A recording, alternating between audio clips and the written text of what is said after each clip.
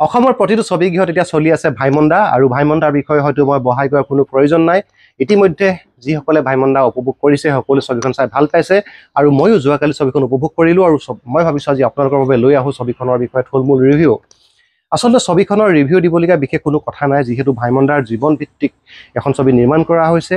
ভাইমন্দাৰ জীৱনৰ যিবিলাক নজনা কথা এই নজনা কথাসমূহ হয়তো ছবিখন উপভোগ কৰিলে প্ৰত্যেকে জানিব পাৰিব লগতে অসমীয়া ছবি জগতৰ কাৰণে ভাইমন্দাৰ কি অৰিহণা আছিলে বা তেখেতে কিমান সংগ্ৰাম কৰি বা কিদৰে ছবি জগতত খোজ পেলাইছিলে লগতে তেখেতৰ পৰিচালনাত বা তেখেতৰ পদক্ষেপত বহুতো যে নতুন শিল্পীয়ে অসমীয়া ছবি জগতত ভুমুকি মাৰিবলৈ সক্ষম হৈছিলে সেই সকলো দৃশ্য বন্দী হৈছে ভাইমন্দা নামৰ ছবিখনত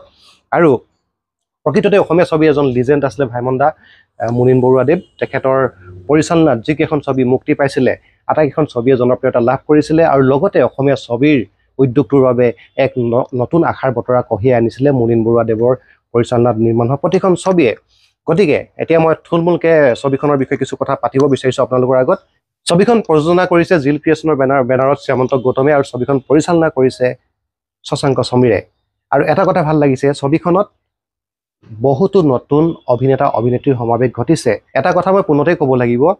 যিদৰে মুনীন বৰুৱাদেৱে অসমীয়া ছবি উদ্যোগৰ বাবে বহুতো নতুন অভিনেতা অভিনেত্ৰীক সুযোগ দিছিলে ঠিক তেনেদৰে মুনীন বৰুৱাৰ জীৱনক লৈ নিৰ্মাণ কৰা বায়োপিক ভাইমন্দায়ো কিন্তু অসমীয়া ছবি জগতৰ বাবে বহুতো নতুন প্ৰজন্মৰ প্ৰতিভাৱান অভিনেতা অভিনেত্ৰীক এক সুন্দৰ সুযোগ দিছে বুলি ক'ব লাগিব ভাইমন্দাত অভিনয় কৰা প্ৰত্যেকজন অভিনেতা অভিনেত্ৰীয়ে ইমান সুন্দৰকৈ অভিনয় কৰিছে সেইটো সঁচাকৈ শলাগ ল'বলগীয়া প্ৰথমতে মই সেইটো ক'ব লাগিব লগতে ভাইমন্দাৰ মুখ্য চৰিত্ৰত অভিনয় কৰা বন্দীপ শৰ্মাৰ অভিনয়ে মোক যথেষ্ট মোহিত কৰিছে ইমান সুন্দৰ ইমান সাৱলীল ৰূপত তেখেতে অভিনয় কৰিছে তেওঁকতো চেলুট জনাবই লাগিব আৰু বিশেষকৈ অসমতো যে এনেকুৱা ধৰণৰ অভিনেতা আছে সেইটো দেখি ভাল লাগিছে যে ইমান হাই কোৱালিটিৰ তেখেতে অভিনয় কৰিছে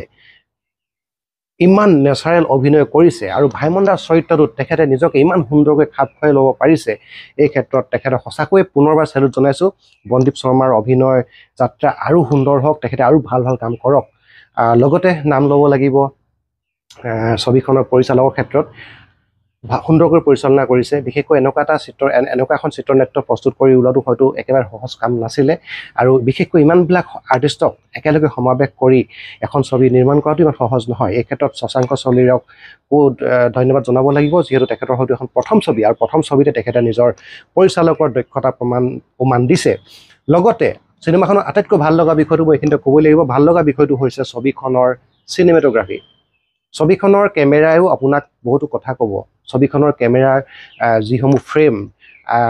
অতি কলাত্মক হৈছে আৰু মোৰ পূৰ্বতে অসমীয়া ছবিত এনেকুৱা চিনেমেটোগ্ৰাফী দেখাৰ মনত নাই খুব সুন্দৰকৈ ছবিখনৰ চিনেমেটোগ্ৰাফী কৰা হৈছে খুব সুন্দৰকৈ দৃশ্যসমূহ বন্দী কৰা হৈছে যিটো ছবিখনৰ আটাইতকৈ প্লাছ পইণ্ট বুলি মই ক'ম লগতে ছবিখনৰ বেকগ্ৰাউণ্ড মিউজিকৰ কথা ক'ব লাগিব প্ৰতিটো দৃশ্যৰ লগত খাপ খোৱাকৈ খুব সুন্দৰকৈ ছবিখনৰ বেকগ্ৰাউণ্ড মিউজিক কৰা হৈছে গীতকেইটাৰ কথা ক'বই নালাগে খুব সুন্দৰ অতি মনোমোহা হৈছে গীতকেইটা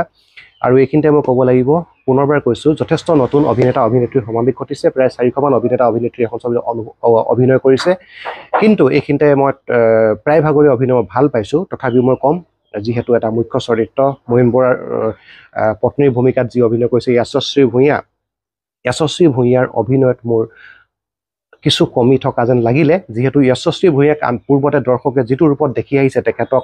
যিবিলাক চৰিত্ৰত অভিনয় কৰা দেখিছে সেই চৰিত্ৰবিলাকৰ পৰা যেন য়াশশ্ৰী ভূঞা পৃথক হ'ব নোৱাৰিলে মঞ্জুলা বৰুৱা বাইদেউৰ চৰিত্ৰটো ৰূপায়ণ কৰোঁতে কিছু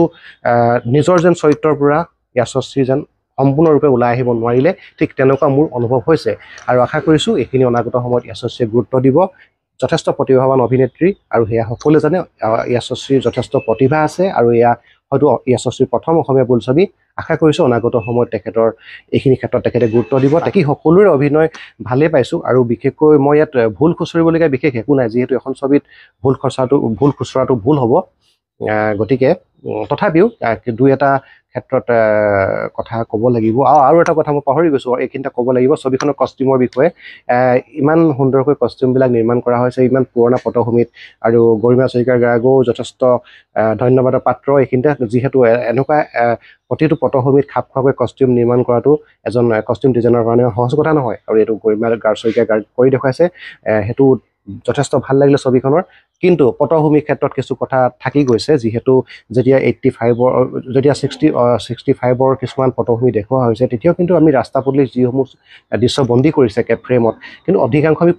পকী ৰাস্তাই দেখা পাইছোঁ হয়তো সেই সময়ত ইমান পকী ৰাস্তা আছিলে নাই সেইটো নাজানিম কিন্তু তথাপিও 1965 চন বুলি কোৱাৰ লগে লগে এটা পটভূমিটো বেলেগ হ'ব লাগে সেইখিনি ক্ষেত্ৰত যেন অকণমান কমি থাকি গ'ল সেইটো মোৰ অনুভৱ আৰু লগতে কণ্টিনিউটি দুই এটা আমি মিছ হোৱা দেখিছোঁ বিশেষ ভুল ত্ৰুটিখিনিৰ বিষয়ে ইমান ক'ব নাযাওঁ সেইবিলাক থাকি যায় বাৰু আৰু এনেকুৱা এখন ছবি বিশেষকৈ ইমান পুৰণা পটভূমিত নিৰ্মাণ কৰি উলিওৱাটো ইমান সহজ কথা নহয় আৰু অসমৰ দৰে এখন ঠাইত মানে য'ত ছবি উদ্যোগটো ইমান ঠন ধৰি উঠা নাই তেনেকুৱা এখন সমাজত মানে এনেকুৱা এখন ছবি নিৰ্মাণ কৰাটো যথেষ্ট সাহসিকতাৰ পৰিচয় বুলি মই ক'ম আৰু এইখিনিতে প্ৰযোজকক ধন্যবাদ দিব লাগিব যে এনেকুৱা এটা বিষয়বস্তুক লৈ তেখেতে বা মুনীন বৰুৱাক আজীৱন ৰাইজৰ মাজত জীয়াই ৰাখিবৰ কাৰণে যি প্ৰচেষ্টা ল'লে সেই অতিকে ধন্যবাদৰ পাত্ৰ আৰু লগতে আৰু এটা কথা মোৰ থাকি গৈছে ছবিখনৰ মোৰ ভাল লগা এটা চৰিত্ৰৰ বিষয়ে মই ক'বলৈ পাহৰি গৈছোঁ সেয়া হৈছে ৰিজু বৰুৱাৰ চৰিত্ৰটো মুনীন বৰুৱাৰ পুত্ৰ ৰিজু বৰুৱাদেৱৰ চৰিত্ৰটো যিজনে ৰূপায়ণ কৰিছে মই তেখেতৰ নামটো নাজানো আৰু সেই চৰিত্ৰটোৱে কিন্তু ছবিখনত যথেষ্ট আমোদ দিলে মোক আৰু মোক হয়তো দৰ্শকেও সেই চৰিত্ৰটো চাই যথেষ্ট আনন্দ লাভ কৰিব খুব সুন্দৰকৈ অভিনয় কৰিছে যিজনে অভিনয় কৰিছে তেখেতৰ নামটো মই নাজানো কিন্তু ভাল লাগিলে আৰু সেই চৰিত্ৰটো যথেষ্ট আমোদ দিব আপোনালোকক ছবিখনৰ ইণ্টাৰেষ্টিং এটা চৰিত্ৰ সেইটো ভাল লাগিলে আৰু পুনৰবাৰ কৈছোঁ প্ৰযোজকক ধন্যবাদ যিহেতু এনেকুৱা এজন লিজেণ্ড ব্যক্তিক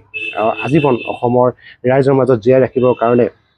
যি প্ৰচেষ্টা ল'লে আৰু অতিকে সাহসিকতাৰ কাম কৰিছে এনেকুৱা এটা বিষয়বস্তু ছবি নিৰ্মাণ কৰি আৰু ৰাইজে ছবিখন আদৰি লৈছে যোৱাকালিৰ পৰা যিহেতু অসমৰ প্ৰায় সংখ্যক ছবিখন হাউচফুল হিচাপে পৰিগণিত হৈছে আৰু এটা ভাল কথা অসমত হয়তো প্ৰথমবাৰৰ বাবে একেদিনাখনে সৰ্বভাৰতীয় পৰ্যায়ত এই ছবিখন